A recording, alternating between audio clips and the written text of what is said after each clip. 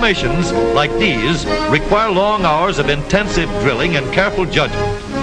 When the troop goes around the corner, the riders on the outside of the turn have to adjust their speed to keep even with the riders on the inside.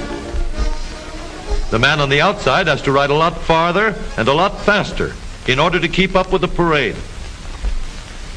The outside wheels must spin faster than the wheels on the inside because they have a greater distance to travel in the same length of time.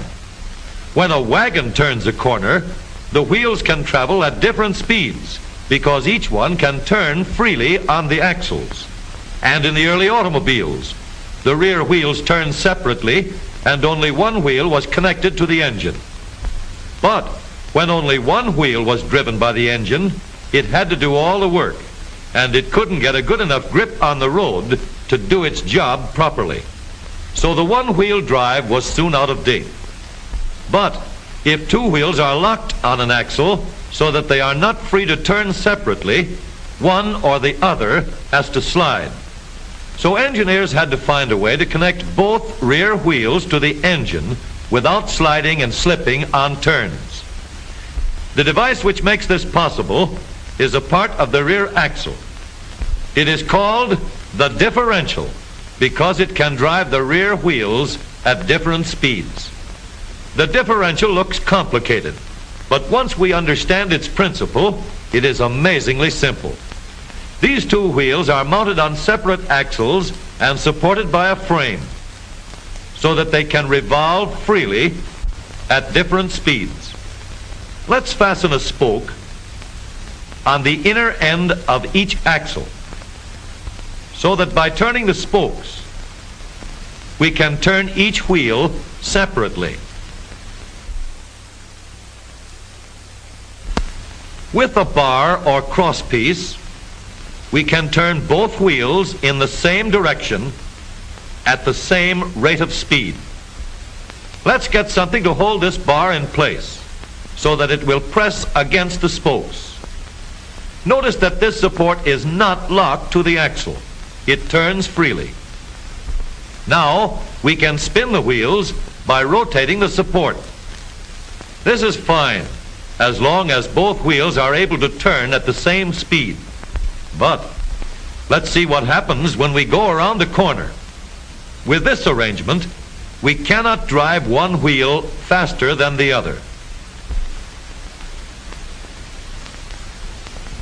And if we stop one wheel, the other wheel won't budge. Let's put this bar on a pivot so that it can swing in either direction.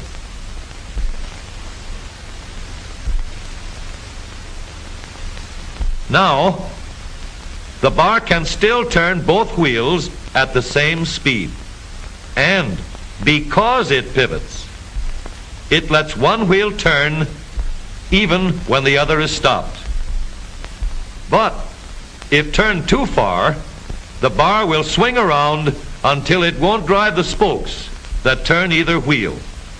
We need another crossbar and more spokes to carry on the job. When we stop one wheel, the crossbars will continue to push the spokes of the free wheel around. As long as both wheels are free to turn, the bars do not swing on their pivot and the wheels move at the same speed. Now we have the working principles of a differential. To adapt the model for use in an automobile, we will have to make a few changes.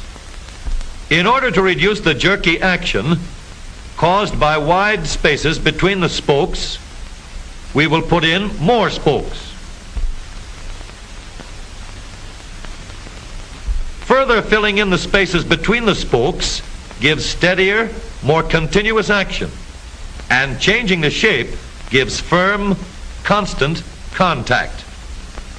Now we can make the gears thicker and stronger, and we have differential gears. The edges are cut so that they will fit together more smoothly and silently. And another gear is added to share the work of driving the axles. The principle is the same. In order to turn the support and drive the wheels, we can fasten a large gear here, connected by a smaller gear to a source of power.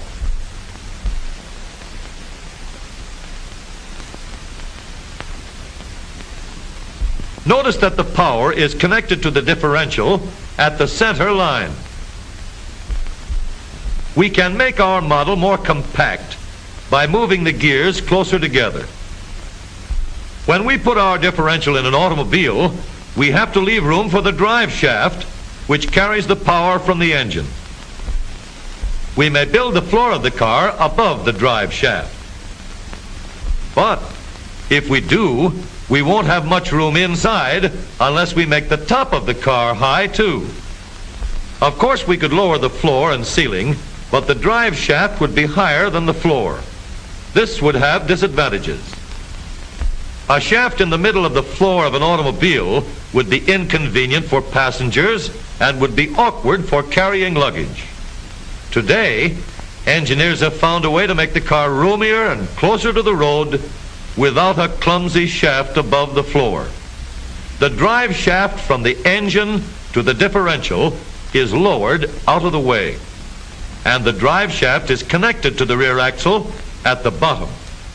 The new low center drive makes the rear axle quieter, stronger, and more durable because it gives better, smoother contact between the gears. The automobile of today with the low center drive is stronger and more rugged. Every part of the rear axle has been built to withstand strains far greater than it will ever meet on the straightaway or around the corner.